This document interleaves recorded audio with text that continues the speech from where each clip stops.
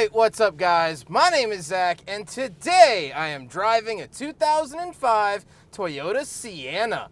Up front is a 3.3 liter V6, and down below is a 5-speed automatic transmission. Now, I am super excited to be driving this Toyota Sienna here today for a couple of reasons. First of all, this has 315,000 miles on it, and I'm excited to show you what that looks like on the inside.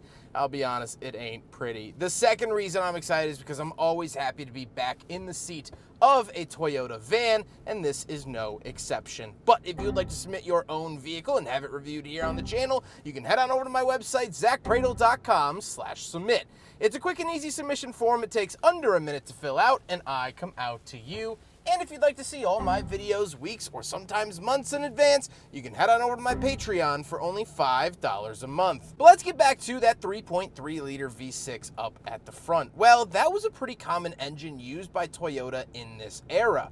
We also saw it in the Camry for a little amount of time. We saw it in several other vehicles, and it's actually a pretty good, reliable engine. Like I said, paired to it is a 5-speed automatic transmission. And again, it's doing the job, no complaints here. That's what always makes the Sienna so solid, so great, is that drivetrain is so wonderful every single time. And I've driven a lot of these Siennas, and the story is no different between them. Last but not least about the drivetrain, this particular Sienna is front-wheel drive. However, in this era, you could find them in all-wheel drive.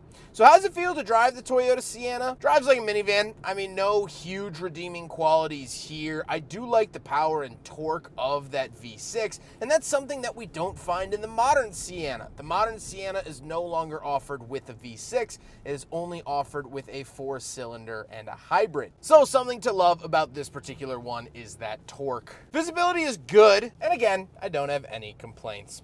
With that stuff out of the way, let's talk about the interior. Well, in front of me, I have 4 gauges. Off to the left is my tachometer, in the center is a speedometer, and off to the right is the fuel and coolant temperature. On the steering wheel, on the left, we do have our volume and skip track as well as mode, and off to the right, we have some dead switches. Off to the left of the steering wheel, we do have a climate vent. We have our power mirror switches, rear venting. Then we have the back door off, sliding door off, and the tire pressure set button. And moving on to the door, we don't have much left. So I would have had like power windows, I would have had power locks and whatnot, but yeah, they're not here anymore. Moving into the center, we do get our JBL speaker. This was a nice feature. Radio, seek track, hazard switch, rear defrost, and central locking. We have 2 climate vents as well as our climate controls. We do get dual zone climate. Very nice to see that here. Drivers and passenger temperature, lots of tactile buttons, nice little readout down here. We do have some opening cubbies as well as the shifter, and we do have a pop-out cup holder. So we will do a big friggin' bottle test here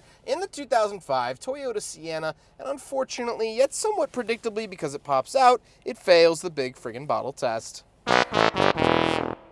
Then we have 2 12-volt outlets, a big cubby down below, and we do have more cup holders, which actually do fit the big friggin' bottle. So actually, retroactively, I take that back, it does in fact pass the big friggin' bottle test. Then we do have a center console.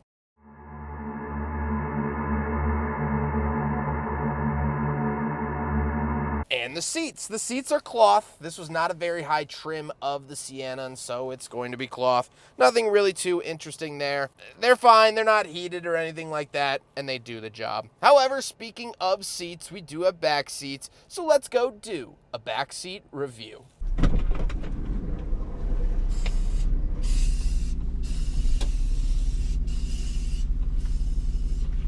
All right, getting in the back of the Toyota Sienna, and interestingly enough, this power door still operates. That one doesn't, but this one does. Once I'm back here, here's a piece of the car.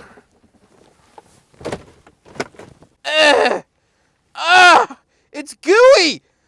Why the f would it be gooey? This is not a gooey part!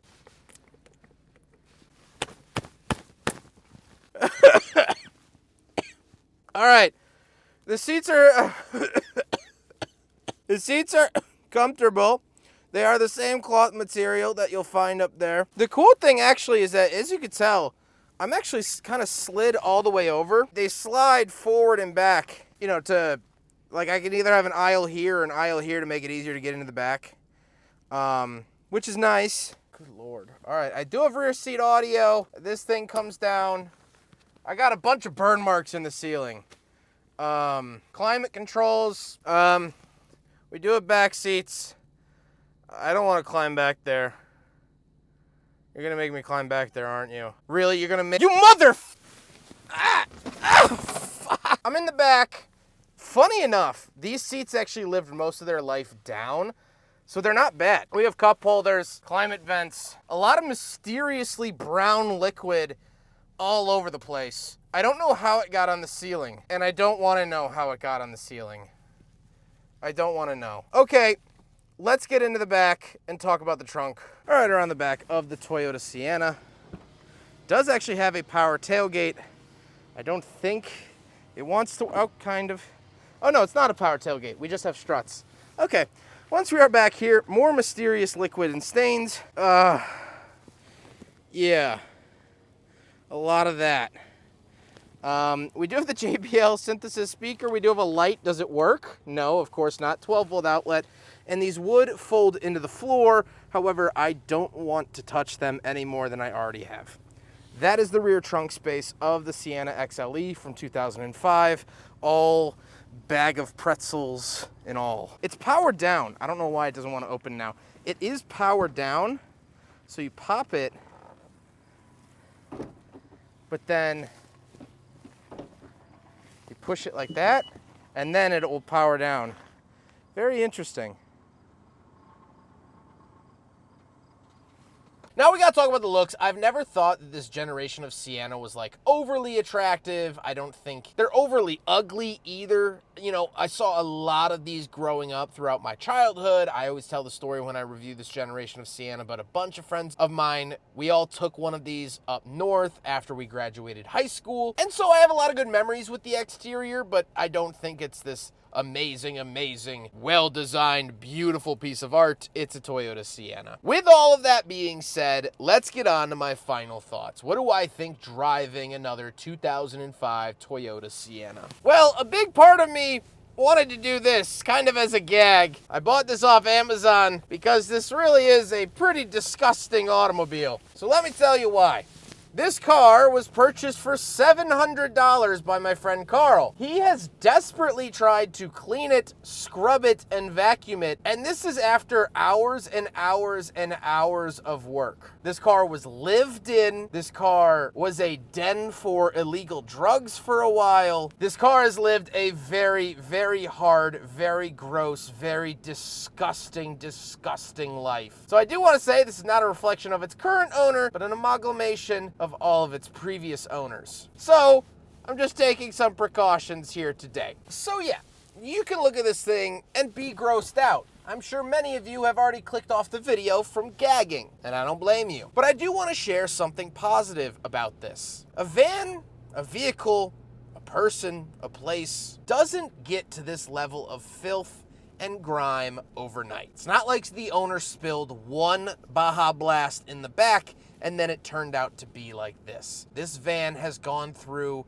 years and years of neglect. And that means that you can undo things one day at a time. I've struggled with addictions here and there. I've struggled with negative habits. They're hard to break, but you have to remember that those habits, those addictions weren't formed overnight. And so they're going to take a while to undo. Much like this carpet wasn't ruined after one spill, you are not ruined after one misstep. Your life is not over because of a poor decision that you made. Now, you have to understand that it is going to take time to undo the bad things. But if you start today, you're gonna see results in a week. You're gonna see results in a month, and you're gonna see results over the years. Something that I have personally found really helpful with kicking a bad habit or addiction or things like that is to have a physical paper calendar and marking down on the days when you don't do the thing, or the days that you've been clean, or the days that you've stopped yourself from doing something. And once you get a streak up, you start to look at that paper calendar and say, hey, I haven't done anything in 5 days. I haven't gambled in a week. I haven't drank in a month. Once you start to see all of those tallies start to add up, it gives you more incentive to not want to break the chain. You don't want to break the streak. I have found that to be very, very beneficial in my own personal life. I have a paper calendar, and every morning I get to check off an X from the day before saying, I made it one more day. I beat this thing one more day. And when you look at a colorful calendar full of X's, it's a very satisfying feeling. This Sienna has been a home to addiction. This Sienna has been a home to poor decisions. But look at me. I'm driving it. I'm using it for its original intended purpose. It's not garbage. This isn't in a trash compactor. This isn't useless, and neither are you. Whatever you're struggling with doesn't devalue you, and it's not going to get better overnight. You're gonna struggle. Believe me, in vacuuming this car, you think you're done, you pull the seat up and you find 8-year-old pretzels shoved into it. You're gonna have setbacks. That's part of recovery. That's part of bettering yourself, and that's okay. You might have to restart your weekly tally, you might have to restart your daily tally, but as long as you try to be better than the day before, you're going to be on the right track. It takes time, but it is so incredibly worth it. And that's what the Sienna shows me, and I hope that's what the Sienna shows you. You can do it. I believe in you, and I really, truly mean that. I hope you guys enjoyed the video. Huge thank you to Carl for letting me borrow his Toyota Sienna. Again, not Carl's mess. He bought it this way. He actually bought it way worse. Carl's been absolutely awesome. I've reviewed so many of his cars over the years. This is one of his latest acquisitions, and I think by far the grossest. But I hope you guys enjoyed the video. Don't forget to rate the video, comment on the video, and subscribe if you really liked it. Take care, guys.